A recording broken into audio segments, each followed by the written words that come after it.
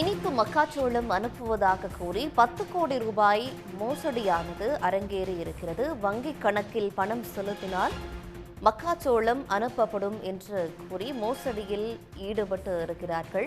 கடந்த ஒரு வருடமாக சங்கீதா கூறிய வங்கிக் கணக்குகளில் பல தவணைகளாக 10 கோடி ரூபாய் பணம் அனுப்பியிருக்கிறார் ராஜ்குமார் என்பவர். உறுதியளித்தபடி அவர் மக்காச்சோளத்தை அனுப்பவில்லை என்று கூறப்படுகிறது. சாக்குப்போக்கு கூறியிருக்கிறார் சங்கீதா. இந்த சூழலில் 10 கோடி ரூபாய் மோசடி செய்த பெண் தொழிலதிபர் கைது செய்யப்பட்டிருக்கிறார். திண்டுக்கலை சேர்ந்த வியாபாரிக்கு இனிப்பு வகை மக்காச்சோளம் அனுப்புவதாக 10 கோடி ரூபாய் மோசடி செய்த பெண் கைது செய்யப்பட்டிருக்கிறார். கோபாலசமுத்திரம் பகுதியைச் சேர்ந்த ராஜ்குமார் மக்காச்சோளம் வாங்கி விற்கும் தொழில் செய்து வருகிறார். விவரங்களோடு செய்தியாளர் ஐயப்பன் இணைகிறார். ஐயப்பன், இந்த வழக்கு என்ன? நிச்சயமாக திண்டுக்கலை சேர்ந்தவர் ராஜ்குமார். இவர் மக்காச்சோளம் வியாபாரம் செய்து வருகிறார்.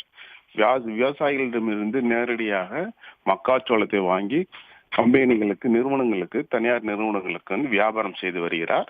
தொழில் ரீதியாக சேலத்தை சேர்ந்த சங்கீதா என்பவர் இவருக்கு பழக்கமாகிறார். அது சம்பந்தமாக இருவரும் ஒரே தொழில் செய்வதால் இவர் அடிக்கடி இருவரும் சந்தித்து பேசிக் கொண்டு வருகின்றனர். இந்நிலையில் சங்கீதா தன் இனிப்பு வகையான மக்காச்சோளத்தை வாங்கி வியாபாரம் ஏற்றுமதி வெளிநாடுகளுக்கு ஏற்றுமதி செய்வதாக தகவல் தெரிவிக்கிறார். இதனை அடுத்து ராஜ்குமார் தானும் அது செய்வதற்கு விரும்பப்பட்டு சங்கீதாவிடம் கடந்த 2022ஆம் ஆண்டு தனக்கும் இனிப்பு வகையான மக்காச்சோளம் வேணும் என கேட்டுள்ளார். அதன்படி சங்கீதாவுக்கும் அவர் சொன்ன வங்கி கணக்குகளுக்கு ராஜ்குமார் பணம் அமைச்சிருக்கிறார். அதே போல தொடர்ந்து வரவு செலவு கணக்கு இருவருக்கும் இருந்து வந்துள்ளது. கிட்டத்தட்ட கடந்த ஒரு வருடத்துக்கு முன்பு சங்கீதா சொன்ன 4 வங்கி கணக்குகளுக்கு 10 கோடி ரூபாய் அளவுக்கு 10 கோடி 70 லட்சம் ரூபாய்க்கு ராஜ்குமார் பணம் அமைச்சிருக்கிறார். மக்காச்சோளத்துக்காக, இனிப்பு வகை மக்காச்சோளத்துக்காக அமைச்சிருக்கிறார்.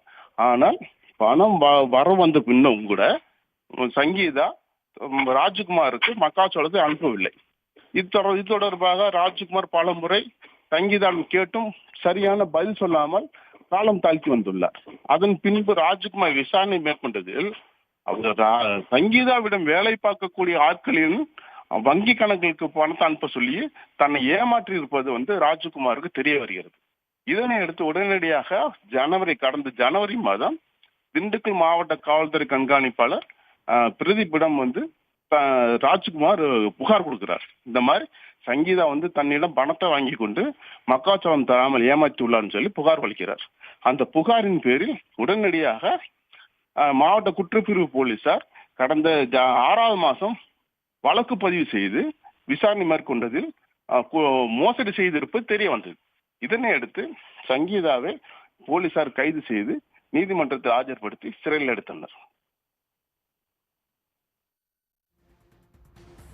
நன்றி ஐயப்பன், விவரங்களுக்காக. உடனுக்குடன் செய்திகளை தெரிந்து கொள்ள சன் நியூஸ் பெல் ஐகானை கிளிக் பண்ணுங்க.